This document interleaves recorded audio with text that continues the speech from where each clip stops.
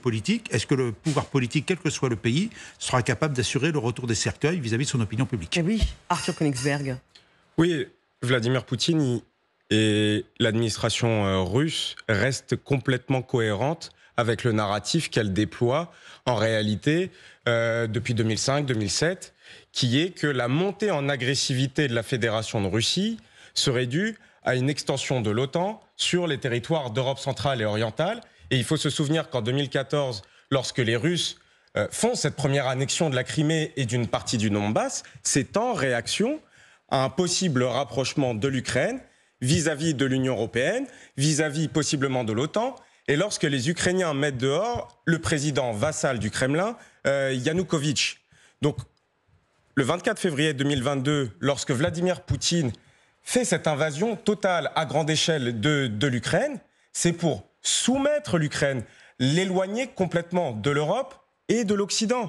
Aujourd'hui, le voir accepter que des troupes européennes, des troupes de pays qui sont dans l'OTAN, qui sont attachés aussi à l'Occident, à la relation transatlantique, tout ce que détestent les Russes, c'est inenvisageable et ils sont très clairs là-dessus. Mais en réalité, les Européens, lorsqu'ils travaillent cette question, ce n'est pas un message qu'ils envoient à Poutine, c'est un message qu'ils envoient à Trump. Parce que Trump, depuis qu'il est revenu à la Maison-Blanche le 20 janvier, leur a signalé, leur a dit « moi je veux une paix, je veux qu'on aille à la table des négociations ». Et il leur a dit plusieurs fois « je trouve que les Européens ne facilitent pas les choses, que vous êtes des va-t-en-guerre, que vous ne préparez pas de garantie de sécurité, etc. » Les Européens ont créé cette coalition des volontaires pour créer des conditions et des garanties de sécurité solides pour l'Ukraine en cas d'accord de paix. Ils ont rendu leur copie hier au président Trump. Maintenant, la balle est dans le camp du président américain. Est-ce qu'il est capable de ramener Vladimir Poutine à la table de négociation pour des négociations sincères? On en est là. On reviendra sur la question justement de l'engagement américain. Ne mettez pas les pieds en Ukraine, c'est vraiment l'avertissement lancé par Poutine, par le Kremlin. Regardez ce que dit Dmitri Peskov. Les Européens entravent le règlement du conflit en Ukraine, ils n'y contribuent pas. L'Europe poursuit ses tentatives de faire de l'Ukraine le centre de tout ce qui est anti-russe. C'est-à-dire qu'en fait, que ce soit avant, après le cessez-le-feu, ça ne plaît pas à la Russie, qui est une force qui peut garantir la sécurité de l'Ukraine. Évidemment, et ce qu'avait dit déjà dans le passé, c'était en mars dernier, le président français, c'est qu'il n'y avait pas besoin finalement d'attendre cet accord russe. Pour lui, il n'y a pas vraiment bon espoir d'obtenir un traité pour obtenir la paix. On aura peut-être un cessez-le-feu, pas forcément un traité de paix. Et dans ce cas-là, envoyer les troupes européennes serait aussi une solution sans accord des Russes. Arthur Koenigsberg, selon vous, jusqu'où le Kremlin est-il prêt à aller? Le Kremlin, actuellement, est dans une phase de gestion du président américain. C'est-à-dire que le Kremlin s'est bien rendu compte qu'en juillet, Donald Trump se sentait complètement humilié par le non-arrêt des combats et la volonté toujours affirmée, et qui s'affirme aussi sur le terrain militaire, de continuer d'avancer. Et surtout, et ce qui choquait l'opinion américaine, la femme du président américain et peut-être le président américain lui-même, c'était les frappes intensifiées sur des infrastructures civiles. Ça, on sait que les Russes ne renonceront à aucune cruauté envers le peuple ukrainien pour les faire plier. Maintenant, il y a quand même un enjeu stratégique pour les Russes, qui serait de ne pas braquer la nouvelle administration américaine et Donald Trump. Et donc on sent qu'effectivement les Russes ont besoin parfois de lui donner des gages. Ce qui s'est passé à Anchorage, c'était aussi un gage, même si en réalité ça ne s'est pas forcément bien passé, parce que les principes de réalité et les intérêts stratégiques des deux pays sont tellement opposés qu'en réalité ça ne peut pas bien se passer entre les États-Unis et la Fédération de Russie. Mais aujourd'hui, la Russie est plutôt dans une position de gestion de Trump, en attendant qu'il se lasse définitivement du dossier ukrainien et qu'ils disent « je ne suis pas parvenu réellement à les mettre à la table des négociations parce que ce sont des enfants et qu'ils veulent continuer à se faire la guerre, comme ils les comparent toujours à des enfants qui se font la guerre dans un bac à sable ». Les Russes attendent que ça, attendent qu'ils lâchent l'Ukraine et les Européens, et que ce soit plutôt qu'aux Européens de soutenir l'Ukraine. Et là, effectivement, ça deviendra très problématique pour l'Ukraine de tenir sans un potentiel renfort du soutien américain. Alors Vladimir Poutine joue la montre, on l'aura compris, et il veut faire peur aux Européens, aux Français, aux opinions publiques. Mais cette menace est prise très au sérieux depuis longtemps. Est-ce que Vladimir Poutine est en train de construire un narratif qui pourrait justifier une éventuelle attaque sur le sol européen? Sur ce point, écoutez ce qu'avait dit sur LCI Nicolas Lerner, le patron de la DGSE, le service des renseignements extérieurs français, face à Darius Rochebin, c'était début juillet. En effet, en assumant aujourd'hui que la Russie est menacée par l'essor des démocraties à ses portes et à ses frontières, pose les bases de ce qui, potentiellement, un jour, serait une intervention militaire. Et le deuxième élément, là aussi, très clair et très assumé dans les discours de ces idéologues et du président Poutine, c'est une forme de nostalgie de l'Empire russe. Les idéologues auprès de lui indiquent régulièrement que la Russie sera empire ou ne sera pas, ce qui, là aussi, pose les bases idéologiques, conceptuelles, d'une action qui, un jour, peut-être sera militaire. Et c'est ce qui justifie que la France, avec ses partenaires de l'OTAN, s'y prépare, sans céder à la peur, mais en s'y préparant. Moi, ça m'a frappé quand j'ai entendu cette interview de Nicolas Lerner. Il est en train de nous dire que le scénario d'une attaque russe sur l'Europe, qui est en train d'être préparé dans les esprits, c'est possible. L'impensable est possible et envisagé, Général Chevaucy. Oui, de toute façon, je crois que le métier ou la fonction de tous les services et des grands stratèges, je dirais, officiels, militaires en particulier, c'est d'imaginer l'impensable. Je vous rappellerai que le 11 septembre, personne n'y avait pensé, il est bien arrivé. Oui. Donc on est à l'abri de rien. Voilà. Donc par principe, il faut mettre toutes les garanties possibles pour que anticiper ce qui pourrait être impensable. Alors c'est impensable, c'est difficile, je sais, mais on va y arriver. C'est-à-dire au moins mettre des signalements possibles.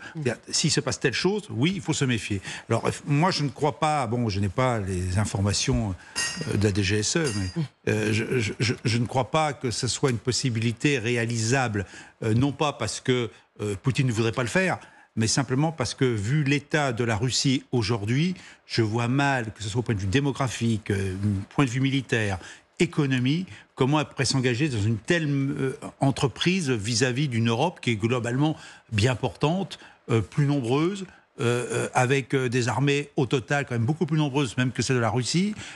Voilà, donc moi j'ai du mal à adhérer à la menace. Mais Général Chevaucy, quand on parle d'attaque, on ne parle pas forcément, parce que tous les scénarios sont possibles, de troupes russes qui vont débarquer de Moscou jusqu'à Paris. Mais l'attaque, elle peut prendre différentes formes. Et notamment sur le mouvement du 10 septembre dont on parlait avant que vous arriviez, on sait très bien que les Russes, les réseaux russes, ont fait tout pour exciter, si je puis dire, les réseaux sociaux. Il y a différentes manières de déstabiliser un pays. Oui, la stratégie hybride, elle existe.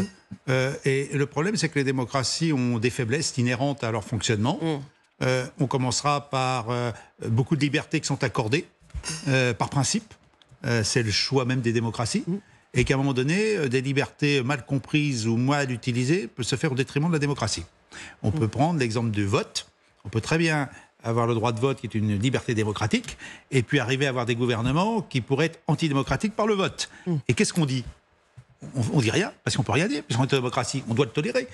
Finalement, comment Hitler est arrivé au pouvoir en 1933 ? C'est bien par un vote démocratique. Oui. Ça s'est transformé en dictature. Quand on voit que Trump aux États-Unis, quand même, et je dis pas que c'est comme Hitler, Trump est quand même autoritaire. La manière dont il est arrivé au pouvoir, quand même, avec un vote quand même assez contestataire, on peut s'inquiéter. On a certains partis politiques en France qui seraient dans le même registre. Et qu'est-ce qu'on fait dans ces cas-là ? On demande à l'armée de prendre le pouvoir pour restituer la légalité ou le bon fonctionnement des institutions ? Non, bien sûr que non. Donc, on ne peut pas dire... on peut dire surtout qu'en démocratie, on est obligé d'accepter le choix des urnes. On doit lutter contre les stratégies hybrides, mais ça veut dire que quand on lutte contre les stratégies hybrides, il y a un moment donné où je pense que notre droit se trouve confronté à une réalité contre laquelle il ne peut pas lutter avec efficacité. Et je sais que parfois on m'a repris sur cette question-là. Je pense qu'aujourd'hui, les démocraties ont donné tellement de liberté et finalement entravé le pouvoir de l'État dans sa capacité de réaction qu'aujourd'hui, il est très difficile pour nous de réagir efficacement dès qu'on distingue une menace. Avant de neutraliser la menace justement hybride, il faut énormément de textes à respecter. Beaucoup d'associations peuvent se créer. Vous pouvez avoir des recours. Quand on parle du 10 septembre, Regardez ce qui se passe avec les Black Blocs depuis bien avant. Bien avant, les Black Blocs, ça fait des années qu'ils empoisonnent toutes les manifestations, y compris de la gauche, par exemple, en France. Mais on ne peut pas les arrêter. Donc, justement, parce qu'on applique l'état de droit. Oui, mais donc, c'est toujours illégal d'arriver avec des matraques dans une manifestation tout pour à fait. frapper... Oui, mais ils y sont quand même. Ah oui, donc, posons-nous la question. La police y sera aussi. Hein. Et il se prépare. Arthur Koenigsberg, sur ce point, je voyais réagir. Oui, sur la préparation du narratif par Vladimir Poutine d'une potentielle prochaine invasion d'un pays qui serait cette fois dans l'Union européenne ou dans l'OTAN, ils ont déjà commencé. Et notamment sur les États baltes. Quand on écoute les débats au Parlement russe, à la Douma, ou ce que peuvent dire le président russe ou le ministre des Affaires étrangères russe, Sergueï Lavrov, on sent qu'ils ne reconnaissent pas du tout la souveraineté et l'indépendance de ces trois pays, et notamment plutôt la Lettonie et l'Estonie, où il y a des minorités russophones. Nous, on est plutôt habitué à ce qu'on entende. Il y a des minorités francophones, etc. Mais il faut se souvenir d'une chose, c'est que Sergueï Lavrov, au tout début de la guerre d'Ukraine, disait « Si des minorités francophones étaient oppressées en Belgique, tous les Européens ou tous les Français trouveraient normal que la France intervienne en Belgique et annexe la Belgique pour défendre les minorités françaises. » Nous, ça nous paraît inconcevable, mais les Russes réfléchissent ainsi. Ces minorités parlent russe, donc ce sont eux les chefs. C'est ainsi que pense le Kremlin. Donc cette préparation du narratif, elle arrive. Il continue de dire que dans la région de Narva, en Estonie, les minorités russes sont opprimées, qu'en Lettonie, les minorités russes sont opprimées. Donc ça prépare le terrain à une potentielle prochaine invasion militaire. Et il compte sur une chose, parce que je suis d'accord avec le général, lorsqu'on voit l'état de l'armée russe, on se demande comment effectivement il pourrait faire face à une attaque vis-à-vis d'un pays européen et de l'OTAN. Mais il compte sur une chose. C'est la démobilisation des Européens en cas d'invasion. C'est-à-dire qu'aujourd'hui, sommes-nous certains qu'en cas d'invasion russe de l'Estonie, l'article 5 s'applique, l'article 5 de l'OTAN s'applique? On n'en est pas sûr. Quand on voit l'état et les situations politiques de chaque pays européen, quand on voit l'état de la relation transatlantique avec les États-Unis, imagine-t-on les pays européens rentrer dans une confrontation direct avec la Fédération de Russie pour l'Estonie? C'est ça toute la question. Et c'est ça, si le Kremlin sent cette faille, bien effectivement, sûr, ça prépare une invasion militaire d'un pays européen. Je me tourne vers vous, Guillaume Laganne. Comment vous interprétez les mots, la stratégie de Poutine? Moi, écoutez, je suis d'accord avec ce qui a été dit tout à l'heure par Magali. Je pense qu'il s'agit d'un discours essentiellement à destination des opinions publiques européennes pour rappeler que toute ingérence dans le conflit ukrainien de la part des Européens se traduira par une guerre ouverte avec la Russie. Alors effectivement, il envoie aussi un message quand même un peu trouble aux Américains qui espèrent toujours qu'une négociation peut s'engager sur l'Ukraine, qu'on peut trouver une forme de compromis. Or là, M. Poutine, n'esquisse aucune espèce de concession ou de compromis, alors même que hier, et ça a quand même été relevé, rappelez-vous, il y a à peu près un an, sur ce même plateau, on discutait d'une intervention éventuelle de la France et d'autres alliés européens dans le conflit ukrainien, avant même qu'on ait le moindre cessez-le-feu. Un an plus tard, les choses ont avancé dans le sens où on est aujourd'hui constitué avec plusieurs dizaines de contributeurs, mais on a quand même une condition qui est proclamée haut et fort, c'est que nous ne nous déploierions qu'en cas de paix, qu'en cas de cessez-le-feu après la cessation des combats. Donc ça rend les menaces de M. Poutine vaines, puisque ça serait dans le cas où il y aurait une paix en Ukraine qu'éventuellement les Européens viendraient garantir la sécurité du pays. Donc là, je pense que c'est plutôt un signe de durcissement de sa part. C'est aussi quand même la révélation d'une réalité qui nous est désagréable, c'est que la guerre continue. L'Ukraine, qu'on le veuille ou non, est quand même un peu à la peine.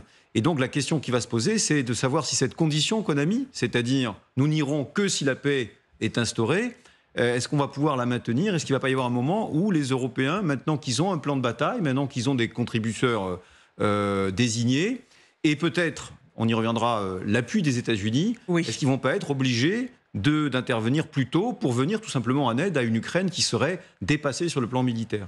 Arthur Koenigsberg. Oui, je souscris et rejoins totalement ce qui vient d'être dit par Guillaume Lagagne. Surtout que les Européens ont compris qu'ils n'étaient plus maîtres de la temporalité. Et qu'effectivement, hier, en rendant leur copie au président Trump, ils ont donner l'opportunité à Donald Trump de rester le maître des horloges.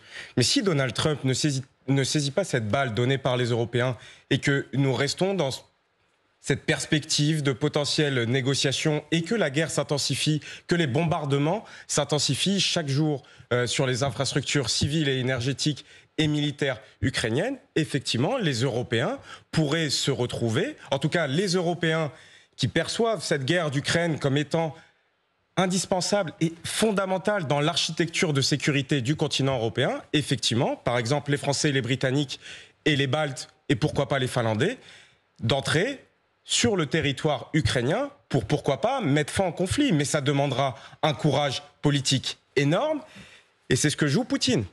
C'est ce que joue Vladimir Poutine. C'est la pénétration de nos débats publics pour dire aux opinions publiques, si des troupes européennes mettent un doigt de pied sur le territoire ukrainien, le risque d'une confrontation directe avec la Fédération de Russie est possible. Mais le croyons-nous ? Mais justement,